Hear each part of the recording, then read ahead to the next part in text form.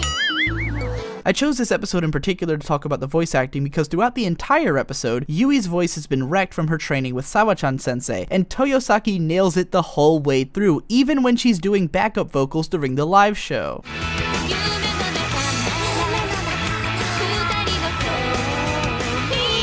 At the start of the club's performance, we get a sense that these characters have already come a long way, especially Mio, who is capable of singing on stage with these friends at her back, and Yui, who's progressed as a guitarist enough to perform at all. In lieu of actually watching the concert, we're given a cool little music video which uses hypersaturated images and iconography to convey a certain 90s MTV look. This scene was most likely handled this way so that the last concert at the end of the season would have more impact, but luckily it gives me the opportunity to talk about the ending theme. K-On!'s ending theme is absolutely legendary, and for good reason. I mean, look at it. It's a legit music video, a high quality one at that, with music that kicks enough ass to justify it. This wasn't necessarily the first ending theme in anime to go for a music video look, but it was far and away the best, and the costume designs alone were enough to make it hugely popular. My favorite part is the listless size of the character, as they seem to deliberately avoid eye contact with the camera and look into space. It's stylish, fashionable in a high fashion sense, and pumped up with enough pop appeal to make it a real classic in its own right. After the performance, Mio trips over an amp cord and accidentally exposes her panties to the audience. In any other show, this would probably have been played up for fan service, but K-On! Deliberately subverts that expectation by turning it into a joke, and that leads us perfectly into a discussion on the fan service in K-On!, or rather, the lack thereof. When K-On! Was first released, a lot of the conversation surrounding the show painted it as a moe blob show aimed squarely at otaku, most likely a young adult male audience, and that assessment was totally fair at the time. The original manga was written by a man and published in a magazine aimed at young adult males. Kyoto Animation had at this point most famously been responsible for The Melancholy of Haruhi Suzumiya, which had tons of fan service, and Lucky Star, which, while light on fan service, was very clearly geared towards otaku audiences. They had also produced anime adaptations of Air and Canon, which, while not overtly fan servicey in the anime versions, were originally visual novels with sexual content in them. Given all this evidence, there was no reason to think that K-On! Wouldn't be aimed at a young adult male otaku audience, so it wasn't surprising when a lot of the early writing about the series went out of its way to try and describe it as a moe blob fan service show. However, I firmly believe that this is a case in which hindsight and context change everything. For one thing, the minute you divorce yourself from the mode of thinking that K-On! Is aimed at otaku audiences, it becomes clear that K-On! Doesn't have any fan service at all. It's a super adorable show for sure, but there's nothing about it that seems geared towards men specifically or any kind of sexualization whatsoever. You could say that it's trying to be moe with all of its cute cute moments, but I'd wager that pretty much anyone who likes cute things would have an easy time getting into K-On! You could show this series to literally anyone, and I doubt they would find any of the content to be objectionable, except for maybe Sawa-chan sensei's actions, which are more or less supposed to be objectionable. The proof is right there in the pudding. Whether or not K-On! Was deliberately aimed at young adult men, the series was a huge success outside of that demographic. I've heard a friend who worked as a middle school teacher in Japan talk about how his female students recognized the characters from keychains that he carried around, and I've seen dozens, if not hundreds, of female K-On! Cosplayers at Otakon and in YouTube videos over the years, and I think that has a lot to do with the fact that the girls in K-On! Are portrayed realistically. You might be thinking, bullshit, those do not look like real girls, their faces are weird, and they're made of marshmallows, what are you talking about? But hear me out. For starters, the girls in K-On! Are a little bit thicker than what you might expect from anime characters, and they aren't all the same thickness either. Tsumugi and Nodoka are clearly portrayed as thicker than the other girls, whereas Mio is on all accounts described by characters within the show as abnormally beautiful. If you're like me and you hate it when everyone in a show describes one character as beautiful even though all of the characters are clearly attractive, then you'll appreciate the fact that in this show, Mio is legitimately the only one who's classically pretty. Moreover, let's look at the outfits. First off, in most shots, the skirts on the school uniforms actually appear to go past the characters' fingers, which is regulation length in Japanese schools and incredibly rare in anime. The outfits that the characters wear on stage or in the ending theme are very cute, and I mean that in the way that a girl would describe an outfit she's about to buy as very cute, and not in the way that an otaku is describing something he wants on a Dakimakura cover. The outfits are legit cute in this show, from the street clothes to the pajamas, and what's more, the characters themselves find one another and their outfits to be cute. Yes, there are scenes at the beach in which the characters all wear two-piece swimsuits, and guess what? When real girls go to the beach, they also wear two-piece swimsuits, preferably cute ones like the ones these characters wear. What I'm saying is that at no point do the characters wear any outfits which you wouldn't be able to imagine a real high school girl wearing, or which appear to exist for the gratification of a male audience. There are moments in K-On! Which could be taken as fan service, such as this one shot in which Mio's breasts are shown as well defined, but the reason for this shot is that Yui and Ritsu are noticing Mio's impressive bust size, which is not an abnormal thing for a close friend to comment on. It is because of this scene that I would now like to go into full hipster journalist mode and make up a bunch of phrases in order to define the different kinds of fan service as I see them. Fan service moments can be broken down into two broad categories: diegetic and non-diegetic. Non-diegetic refers to fan service that has nothing to do with the events that are actually going on in the story and is solely experienced by the audience. For instance, when the camera randomly pans across Shinon's ass in Sword Art Online 2, those shots don't affect the narrative in any way. They are simply the lens through which the narrative is being presented to the viewer. This is arguably the trashiest kind of fan service because it means that a scene which didn't necessarily need to contain any fan service was given some solely in the name of appealing to the audience. Diegetic fan service can then be broken down into two subcategories: immersive and non-immersive. Immersive fan service is when a situation contains fan service simply by way of the nature of the scene. For instance, the scene of Yui and Ritsu pointing out Mio's boobs is completely in line with their characterization and feels natural in the context of the scene, but could still be taken as fan service simply by virtue of the fact that a lot of people are going to enjoy seeing Mio's boobs. Non-immersive fan service, then, is when a show completely breaks away from what would seem to be natural in the context of the scene in order to deliver fan service. This brand of fan service is particularly obnoxious because it cheapens the overall impact of the story when you can tell that a scene exists for no purpose other than for the author to gratify the audience. I would argue that the closest things K-On! Has to this are when Sawa-chan forces the girls into cute outfits, though again, I don't think any of the outfits she makes them wear are explicitly oriented towards male gratification. Now, what I'm about to say could be taken the wrong way, so allow me to clarify up front. I am well aware that a significant number of the raunchiest, most sexually charged anime and manga were created by women, and that some of the same staff who worked on K-On! Were also involved in shows like The Melancholy of Haruhi Suzumiya. However, I don't think it's a coincidence that Kyoto Animation is known to have an abnormally high female-to-male ratio of staff members, nor that the director, writer, animation directors, character designer, and a lot of the leading key animators who worked on K-On! Were all women. It's no coincidence either that from this series onwards, Kyoto Animation shows had a tendency towards minimal fan service, with the exception of the man service extravaganza Free. Even the currently running Amagi Brilliant Park, which has a lot of fan service moments written directly into the narrative, seems to be almost ashamed of itself, with some shots that last only a split second or deliberately downplay the amount of service that the scene seems intended to convey. One of the KyoAni staff members has even been quoted as saying that the studio considers it important that they treat their characters with respect as real people, and thus they don't like like to include a lot of fan service in their shows. Yes, K-On! Is a show that is enjoyed by a very large number of young adult male otaku, but I think it's reductive to suggest that the show was made for that audience specifically, or to suggest that that audience only enjoys it as a Moe Blob fanservice show. K-On! Is a series with both a massive number of female staff members as well as a massive number of female fans, which are the cause and effect of the show's deliberate attempt to portray believable, well-rounded female characters with all of the respect that they would deserve as human beings. Anyways, episode 7 mostly serves as a rest period in between arcs with a focus on character interactions, mostly between Ui and Yui. Noteworthy here is that the production values have jumped up once again to a much higher level of consistency. Episode 8 kicks off the second arc of the series, which is a lot more clearly defined than the first one. Not only does this arc serve as the introductory period for the new band member, Azusa, but it presents both the girls and the viewer with a question which will take a few episodes to fully answer. Early on, when the girls are trying to think of ways to appeal to the new freshmen, Tsumugi asks, "What is the appeal of our club?" And no one comes up with anything. It's important to us as viewers that the name of the show and the name of the club are one and the same, since Tsumugi is literally asking, what is the appeal of K-On! Later in the episode, Ui asks Yui the same question, and Yui answers that it's just fun. The fact that this answer comes first, and that it isn't the last answer that we'll be given in the course of this arc, is imperative. On the most basic level, K-On! Is indeed fun. If you asked a lot of the show's fans what the appeal is, they'll probably give you the exact same answer, and that's fine. But the show is as interested in diving a little bit deeper into that as I am. What episode 8 mostly serves to show us is how strange and insular the Light Music Club has gotten to be over the course of the first year of its existence. The personality quirks which the 4 girls and their teacher all take for granted end up alienating the new freshmen, who see them as a weird and incomprehensible little clique. And they're basically right to think that. It would be incredibly hard to break into a group this tightly knit. But when Azusa sees the group performing on stage, she can feel the raw energy that their togetherness lends to their performance, even if she doesn't understand yet what the cause of that energy is. Episode 9 is our proper introduction to the 5th band member, Nakano Azusa, and mostly takes place from her perspective. Unlike the other girls, Azusa is a serious guitarist who wants to be in a serious band, and most of the episode is about her trying to reconcile the awesome performance that the Light Music Club put on at the freshman welcoming ceremony against the unmotivated idiots that they seem to be. This episode is almost uncomfortable to watch, as it comically plays up all of the characters' worst attributes, and once again, it's doing that on purpose. At this point, we've gotten used to the rhythm of the main group's interactions, but this episode seeks to show us how off-putting and uncomfortable it would be as a newly inducted outsider. We feel Azusa's frustration and anger, not only at the group for slacking off so much, but at herself for admiring them in spite of it all. Azusa makes us feel guilty for having gotten used to the way these characters act, by reminding us how dumb they can really be. Yet along the way, Azusa can't seem to tear herself away from them. She can't even decide whether or not she likes them as people. They seem nice enough, but are ultimately a bunch of disappointments in terms of work ethic. However, she looks at other bands and just doesn't see in them what she saw in the club's performance, so she seeks answers from Mio as the only seemingly sane member of the group. Remember, back in episode 4, Mio was the first one to get frustrated with the club's lack of ambition, and in the end, she was able to realize the value of just having the other girls as friends. It fits perfectly then that Mio would be the one who can best express what the real appeal of K-On! Is. Not necessarily that they are a great band, but that she loves being a part of a band with these members. This ultimately is the appeal of the show, the experience of following the lives and interactions of these specific characters. And once again, I think it's understandable if this appeal does not yet resonate with the audience on a very deep level. We have come far enough to understand the appeal of K-On!, but perhaps not far enough to legitimately feel it. K-On! Is a show that gets better the more of it you watch, and we're only about a fourth of the way through it so far. Consider this like the difference between having read a Wikipedia article on something versus having read all of the sources. We get the basic gist of what makes K-On! Good for now, but we don't really have a full grasp of it yet. Episode 10 puts the girls into yet another training camp scenario, and mostly treads a lot of the same grounds as episodes 4 and 9. It culminates in Azusa essentially learning the same lesson that Mio did before, but more by gradually coming to accept the others as friends instead of being hit by a blunt revelation. You'll notice there's a common trend throughout this series of the characters growing closer in big ways whenever they're taken away from the school setting, and I will talk about that a lot more once we get into season 2. This episode also establishes the beginning of Yui and Azusa's relationship as guitarists who learn from and admire one another, which will also be a bigger deal in season 2. With episode 11, K-On! Is nearly operating at full capacity. Azusa has come to be a fully integrated member of the group, and we get our first big interpersonal conflict that isn't directly related to the club's activities. Ritsu's jealousy and anger towards Mio is portrayed in a unique and interesting fashion, with the nature of the conflict never being stated outright by any of the characters at any point, even when it's over. Everything is communicated by actions and expressions, which is pretty damn cool, but even cooler is the complexity of the problem. There isn't any one direct cause of the conflict, but more of a boiling over from various tensions. Mio and Ritsu are both somewhat stressed over the upcoming concert, and Ritsu, as we learn later, is starting to come down with a fever. Mio gets angry with Ritsu first because Ritsu fails to understand how important the lefty fair is to her, or why she might be upset with Ritsu for dragging her away, especially when Mio has to put up with Ritsu's indulgences all the time. Ritsu seems to know that she's done something wrong, but is too stubborn to admit it. She blames Mio's growing relationship with Nodoka, which is downright selfish considering that Mio just wants to be friends with the one person that she knows in her class. Mio is too angry and Ritsu is too stubborn for either of them to be straight with one another, and since the other girls and their idiot teacher don't really understand the nature of the conflict, they don't know how to intervene. In the end though, when it gets to the point that Ritsu is in bed sick, both of them realize that they've basically just been buckling under stress and stubbornness, and they remind one another that in the end they are still best friends. It's adorable. K-On! Might be the only show that could pull off this conflict without making it too melodramatic, and without having the reconciliation feel too hammy, while still communicating that these characters had a conflict and made up over it in the end. The situation is just complex enough and the characters communicate in realistic enough ways that all of it feels completely natural, and that feeling is one of K-On!'s biggest specialties. Episode 12 is the climax of the first season, and I cannot finish it without bursting into tears. Seriously, I watched it twice leading up to writing this post, and I lost my shit completely both times. It tells of the period leading up to the club's second big cultural festival performance, as well as showing the performance itself. If this series could be said to have been made with a mission statement in mind, then this episode spells out what that statement is. The conflict revolves around the possibility that Yui won't be able to perform on stage because of the cold she picked up from Ritsu at the end of the last episode. At first, this mostly leads to hijinks, as Ui tries to pose as a stand-in for Yui and Yui tries to practice sick, but it becomes more dramatic as the group has to decide whether or not it would be worth it to perform without Yui. Azusa is the most concerned and cries out that it's meaningless for them to go on stage without her, which is particularly powerful when we think back on the arc she's just had. Remember that Azusa was only able to understand the appeal of the light music club when Mio explained that she enjoyed being in this band because it has these members. Azusa has learned to attribute the group's amazing live performances to the fact that they work so well together, and had this idea reinforced in the previous episode when she was watching the last cultural festival performance on DVD. Azusa still hasn't gotten to perform with this group yet, and both her desire to be a part of the magic that she saw on stage at the freshman ceremony, as well as her own desire to perform with this group as a friend, is tearing away at her now. In the end, Yui gets over her cold in time, but ends up having to miss the first song of the performance while she runs home to get her guitar. All throughout this episode, and really the entire season, Ui and Nodoka have been talking about how much Yui can get into something when she really sets her mind to it, and how only now that she's a member of this club has she really been able to put that single-minded tenacity to good use. As Yui leaves the house, the scene from episode 1 in which she tripped and busted her ass is reincorporated, only this time she doesn't fall down, plus she isn't distracted by anything while running down the street like she was before. As Yui makes this run to the soundtrack of her friends' performance, she remembers how scared she was back at the start of the season, that she wouldn't find her place or figure out what to do with her life. She tells her past self not to be afraid because at long last she's found a sense of belonging in the light music club. If Kyoto Animation has one big specialty, it's making emotional scenes through detailed animation and music. When K-On! First came out, a lot of people joked that the series was one big expansion on the famous musical performance from The Melancholy of Haruhi Suzumiya. That scene had been famously emotional because of how the visually accurate musicianship, emotional facial expressions, and generally awesome music had culminated into something which felt raw and alive. All throughout its run, whenever K-On! Shows a character playing their instrument, it's always presented with technical accuracy. However, up until this point, we've only seen it in bits and pieces. Performances usually feature frequent cutaways or are replaced with music videos, or we see the face of the person's hearing the music instead of seeing the performance. Only here at the end of the season do we get lots of uninterrupted shots of the characters performing accurately, growing passionate, breaking into a sweat, and generally exhibiting a whole range of emotions on stage. Yui arrives on the scene in glorious fashion and breaks into tears at the realization of the burden she's been, not because she's ashamed of herself, so much as because she's only now truly realized the gravity of how much she cares about these friends, and how badly she wants to repay everything they've given her. Yui tries emotionally to communicate these feelings to the audience, and despite her odd manner of speaking, she gets the emotions across. She even boldly states that this auditorium right here, this is their Budokan, the pinnacle of what they wanted to reach. Remember, K-On! Isn't a show about Hokago Tea Time the band, but about Hokago Tea Time the people, and for this group, coming together in this place to perform as a unit puts them at the height of